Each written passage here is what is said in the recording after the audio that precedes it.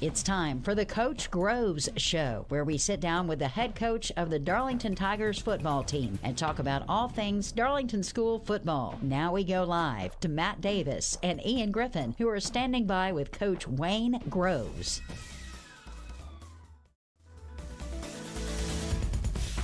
Good evening, ladies and gentlemen, and welcome to the Coach Groves Show, where we talk all things Darlington football with the head Tiger himself, Wayne Groves.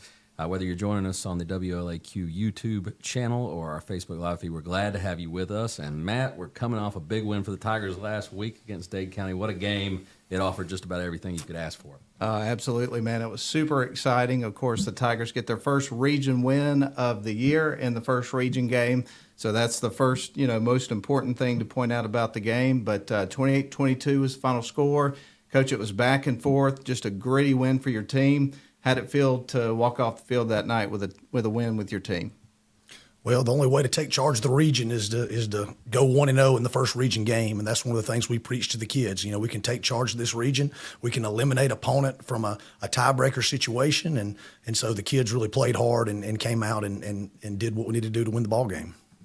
Absolutely. And so as far as the resolve and the resilience that your team showed throughout the course of that game, of course, you've been in some close games throughout the season, came away with the win there. So what can you say about the performance from your guys and how they were able to hang in there and make plays they needed to play to come out with the win? Well, it's just, it's kind of our demeanor of how we coach and how we talk to the team all the time, the things we emphasize. We never want to back down. We never want to surrender. We just want to keep coming after them. We tell them every week, they're a good football team. They're going to make some good plays. We're a good football team. We're going to make some good plays. But no matter what happens, just keep playing the next play and just keep coming after them, keep coming after them, and keep coming after them. And we do that. If we'll do it for 48 minutes, I said, we'll win the ball game. And so that's what our kids did. They just kept coming after them. Score went back and forth, and then we ended up making some big plays there at the end and sealing it for us. Yeah, Coach, 2 weeks ago against Northwest Whitfield, there were a lot of swings and momentum, but I felt like last week it was just back and forth. So how do you handle the ebbs and flows of the game and keep your guys focused with all those momentum swings?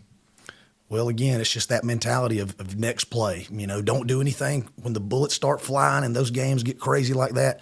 Just refer back to what you've been taught at practice. Refer back to what you've been taught in individual drills and your fundamentals, and those things will take over and help us win the ball game. And so that's what our kids did.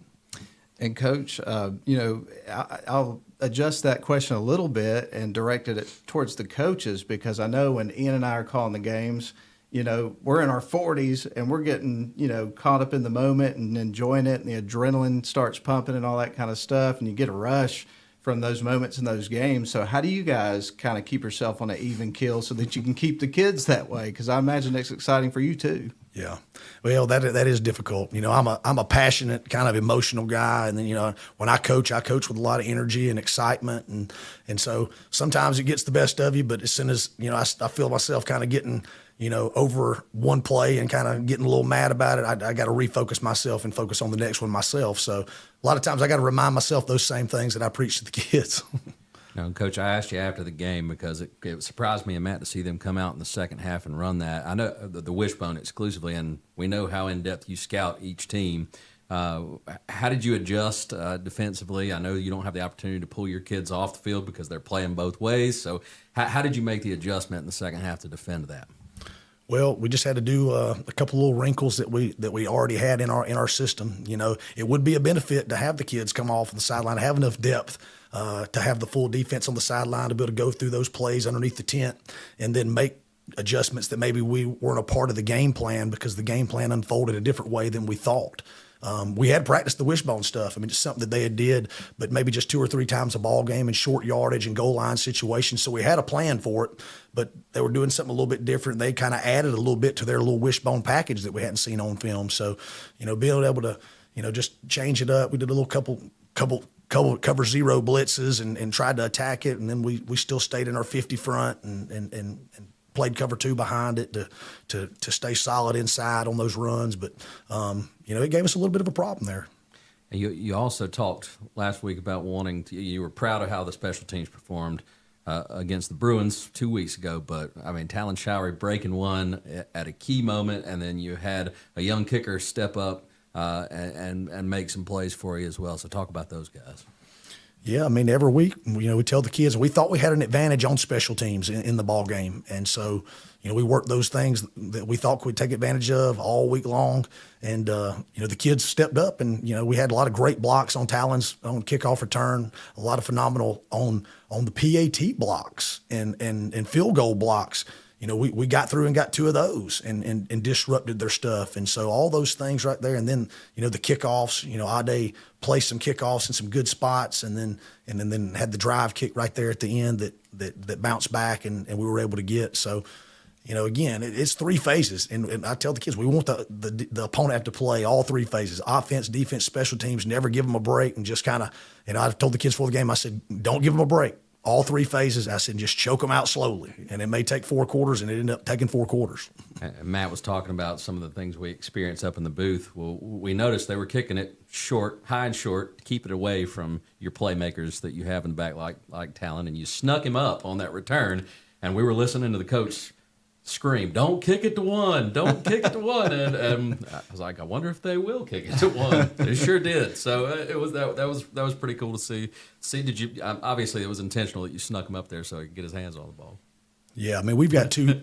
Obviously, if they're trying to kick the ball out of bounds and try to avoid us getting the ball in our playmakers' hands, well, I'm not going to let them get away with that. Yeah. You're going to have to kick it onto the field and have to cover and tackle. And so, we just kept making them kick it again. And then, of course, we've had 2 big returns. Miles Twyman had a big return down to the 10-yard line earlier in the ball game, which was huge as well. We had a lot of great blocks up front on that too. So, again, we're going to make them play all 3 phases. Coach, speaking of Talon Shire, we've mentioned him several times already, but again, he was our Honeymoon Bakery icing on the cake player of the game. Mentioned the big kick return for a touchdown. Also had an 18-yard touchdown reception for the final go-ahead score. You guys win again 28-22. So I know it's probably going to be kind of a broken record, us asking this question, because we ask it pretty often because he contributes to the success of the Tigers every single week. But what can you say about his performance? I know you've kind of talked about it already, but as far as the award goes this week. Well, Talon's playing at a really high level, and he's doing a great job at practice. I mean, he practices really well. He's a leader. He's a motivator with the other guys. And so, I told the coaches and I told the players, I said, we're giving out black shirts. I said, if I could give this cat a black helmet, black shoes, black pants, I'd give it all to him because the way he's played the last 3 weeks. And so, I expect Talon to keep on being a great leader and keep on performing at a high level. And it seems like I saw on Twitter that he was playing some baseball or something like that later on in the weekend. Did I see that? Yeah, he does play some baseball on Saturdays. I got you. So, yeah, I mean, he's a great baseball player. He's a hitter from both sides of the plate. Obviously, he's super fast, and they love his 60 time. And then I think last year he hit about 500, if not over 500 last year on the varsity baseball season. Very cool, man. Well, let's see. We've talked about the Honeymoon Bakery icing on the cake player of the game, Talon Shirey. Let's move into the Black Shirt Awards for this week, Coach. Okay, well, black shirts. We'll start with the defensive black shirt. And so, you saw Talon, make plays on special teams. You saw him score touchdowns, catching the ball. But probably what a lot of people didn't notice is he played 60 snaps on defense at corner, and ended up having 10 tackles, 3 tackles for loss. And so, just playing his tail off over there. And so a lot of those power plays with that, against the wishbone, that thing's bouncing out. He's coming off the edge and fitting and playing good cover 2 corner. And so, we gave Talon the black shirt on defense for his efforts there too. So, Talon was the defensive black shirt. On offense, we got Jack Chandler back as our center that he's been out for a couple of weeks. And for him to come back in and play, 60 snaps on offense and play really well, Jack Chandler got the black shirt for offense. So it's good to have him back and part of the mix. He's one of our captains, and he's been a senior starter, all-region player. So that was huge. So Jack Chandler got that. Special teams, Ade DeSalis again, the sophomore kicker, played some great kickoffs, had the good drive kicks and got the one that we got back late to seal the game. But we really like Ade, and he did a good job. So he got the special teams black shirt. And then so scout offense, young freshman, who I think is going to be a really good player as he develops and gets strong in the weight room. But Cooper Norris, he plays a lot of positions for us. He plays some full back, plays some defensive end. He even stepped up last week and played some scout team offensive tackle, and then played some little bit of tackle in the JV game to help us. So Cooper Norris got that. And then the scout defense, freshman linebacker Grady Ferguson. We call him Old Shady Grady, what the kids refer to him as. But Grady does a phenomenal job. He's a great kid, and he's one of those kids, after every practice, he comes up and shakes my hand and says, "Thank you, Coach. Thank you for what you're doing for us." And so, that's not why he got the black shirt by any means. He got the black shirt because he contributes, and he gives a great look over there, and he tries really hard to really give the exact simulation look that the scout defense is getting. So Shady Grady Ferguson gets the defensive black shirt this week. We've got to get a graphic of these shirts too. Skull and crossbones, correct? That's right. Okay. Black jersey. We did notice the flag this past week. We did. Okay, it's been there for a few weeks now. Okay. For some reason, we've missed that. We're eyeballing captains. We're trying to write things down. So. But the kids have really taken to that pirate type mentality, and no surrender, no quarter, never back down. Just keep coming after them type mentality, and it shows. It shows in the fourth quarter. Well, man, we're glad to have you with us. This is the Coach Grove Show. We've talked about the Black Shirt Awards. Did we get all of those in? Yeah, we got them. I interrupted you last week. I'm not going to do that today. But so we got a lot coming up on the show. I do want to point this out, though, before we go into our break. I realized this the other night when we were getting ready to wrap up the broadcast.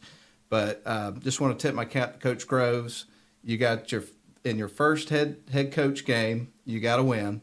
In your first road game as a head coach, you got to win, and in your first region game, you got to win. So a lot of firsts this year, and some positive wins. So congratulations, that's awesome. Appreciate it. Thank you. I didn't really realize all that, but thank you. We'll point that stuff out from time to time. We try to keep up with that kind of stuff. But anyway, we're hanging out with Coach Groves. This is the Coach Groves Show. We're going to take a break. When we come back, it's the Getting to Know Coach segment of the week, and it should be a fun one today. So we're looking forward to that. We're glad to have you with us, and we shall return. Shop for your next car, truck, or SUV at Riverside Auto Group. Check out riversideautogroup.com today to browse their selection, or visit with them in person at Riverside Chevrolet Buick GMC in Rome, Riverside Toyota in Rome, and the all-new Riverside Buick GMC Cadillac in Cartersville. Locally owned and operated by the Welburn family since 1974. That's Riverside Auto Group. Visit riversideautogroup.com.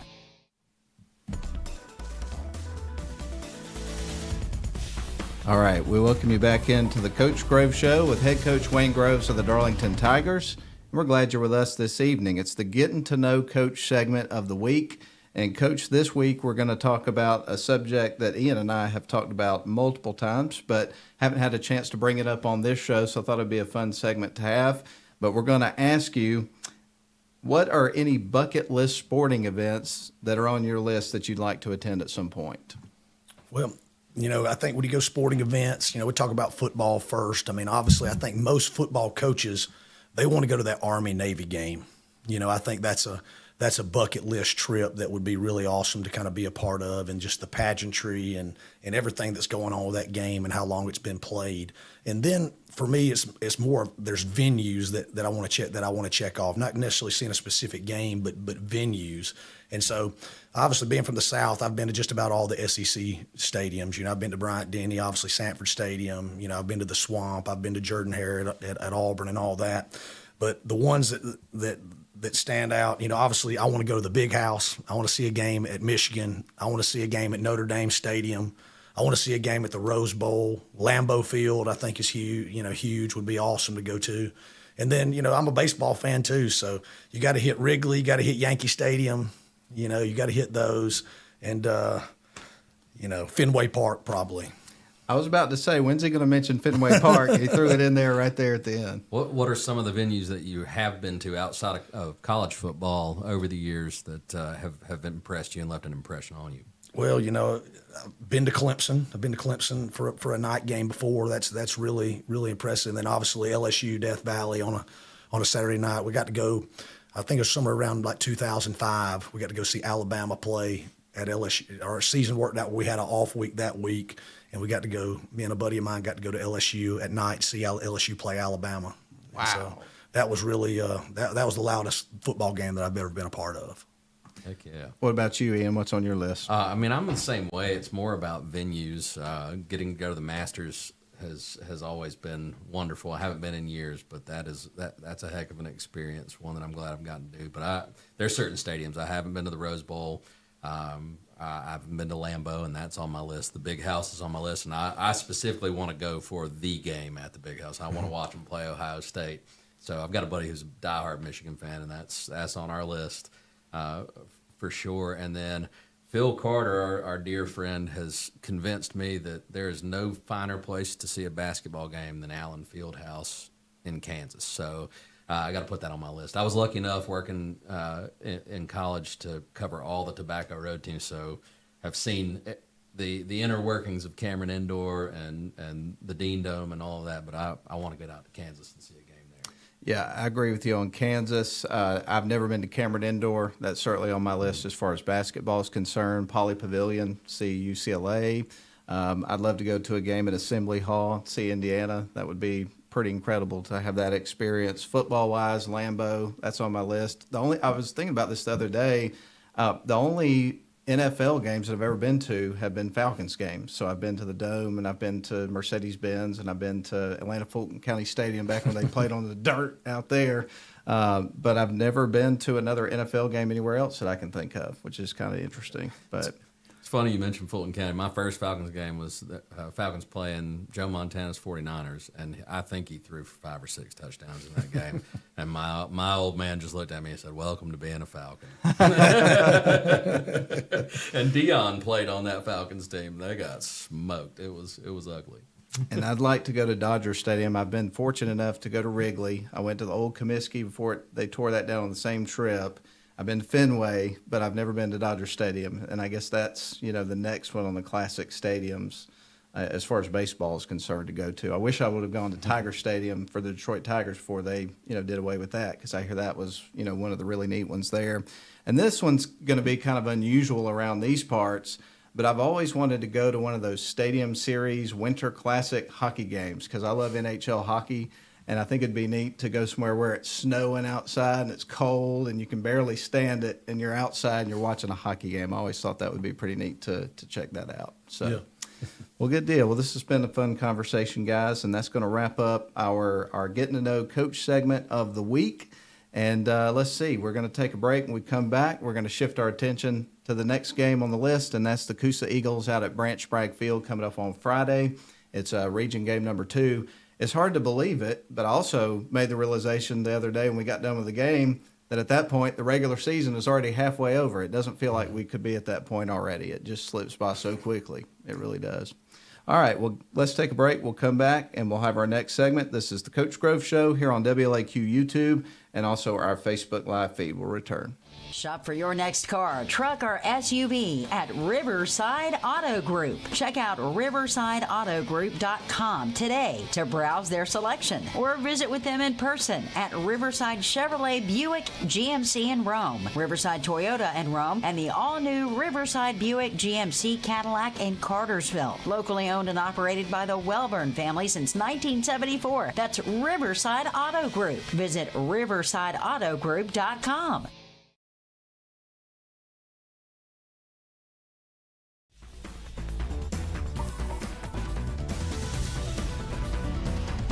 All right, we welcome you back to the Coach Grove Show here on the WLAQ YouTube stream, also our Facebook Live feed. And again, we're getting ready to go out to Branch Bragg Field, Coosa High School. And this is going to be the first game of the season in region play in which you guys lock horns with another team from in the county of Floyd County, which is super exciting. And looking forward to that. So let's go ahead and jump into it, Coach, and talk a little bit about the Coosa Eagles and what you know about them going into this matchup, looking at film. Okay. Well, after kind of diagnosing them this Saturday and Sunday and breaking them down, Coosa on offense, they're a run-based offense. We got them at about 80% run, about 20% pass. And so they're going to run, and then they're going to try to catch you sleeping and throw you, hit you with a big play over the top. You're going to see multiple pro formations. So you're going to have 2 backs, you're going to have tight ends, you're going to have twins, and sometimes twins over formations. They'll get into some single back, 1 back formations to do a little bit of their sweeps and toss sweeps and jets and stuff like that. Their top runs, you're going to see them run power. They're going to run old school ISO. They're going to run toss sweep, and then there's an option aspect in there that you'll see. They run some inside midline veer and outside veer stuff that You got to be dead on your responsibilities as far as run game goes to be able to slow them down and stop them. And so, pass game wise, you're going to get play action stuff. You're going to get verticals. You're going to get sprint outs. And so, they can be a problem if you don't play good assignment football. Yeah, and, one of the exciting things for me and Matt last year is you're playing a local team. So, you were on the road for a few weeks. You got to play in front of the home crowd last week, which I'm sure was wonderful. But I imagine the Tiger fans will travel in droves out to Branch Bragg, and it's going to be a great environment that you're going to play in on Friday night. So talk about that environment. Well, it just creates some natural rivalries is what you get, because these teams around here in Northwest Georgia, it's been 7AA back in the day, and then it's 7A and all that, but they've played numerous times. And so, when you're 10, 15 minutes away, these kids all know each other. They're on social media together. They play other sports together, and so they're very familiar with the opponents that we're playing and the kids that we're playing. And so I think that's a good thing. When you get whole communities involved in the county and everybody's invested in coming to these games, it just makes them a little more special than they would normally be instead of you were playing out of town. And Coach, you just opened a door for me. I've got to ask. Coaching in the modern era here with social media, how do you handle that with your kids? And that's a whole new level of trash talk. We didn't have that when we were kids. So now they can access each other. And do you have any rules that you put in place with your kids with social media? Well, we tell them that nobody's allowed to talk on social media to an opponent. And same thing if we're in the ball game, you're not allowed to talk trash. You're allowed to talk trash with that helmet and them shoulder pads and the scoreboard. Okay, so that's something that we talk about all the time, and don't get involved in all that, because ultimately the scoreboard is going to be the ultimate trash talk when it's all said and done. So just focus on your job and do your job, and let's win the football game, and then we can do all that later. Yeah. I can't tell you how many times I've thought out the course of my adulthood in the last few years how grateful I am that social media didn't exist when we were young. Right. Oh yeah, I'd have probably been on there too. Man, what another layer of things that people have to deal with these days. Man, I'm on there more than I'd like to admit, though. I have to say that. Yeah. You just don't want to give anybody any bulletin board material, that's going to give them any extra motivation. They're playing Darlington. That's enough motivation that they need to, because we're going to get their best anyway, Well, you've kind of given us an overview of the Coosa Eagles. Let's talk about some of their personnel that you've been seeing on film that kind of stand out to you. Okay. On offense, quarterback number 6, Jalen Warford. He's a kid that actually, when I was at Rome, he was at Rome and played basketball and came out for football. And so he's over there playing quarterback. He's a good basketball player, and he's an athletic kid, and, a point guard type that's running the offense. You got 2 running backs, Harrison East, who is a junior, who is a good, hard-nosed, tough kid that runs the ball really hard, also plays linebacker on defense, and he's an all-region player at linebacker, so he'll be one that'll stand out. Number 9, Joshawn Turner, is a junior running back. Tight end, Brandon Porter, junior. A couple of wide receivers that can really run. Caden Turner, sophomore, and then Lavanye Millsap.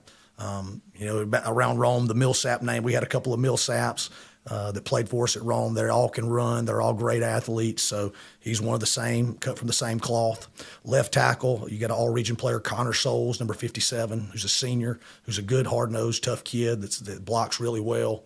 And then the other tackle, Ethan Spearman, number 68. He's very hard-nosed, tough kid. Excellent. It's going to be a heck of a matchup, I'm sure. What are some things we can expect, some players that we can expect to step up for the Tigers this week? Maybe some guys we haven't heard from that are going to see the field?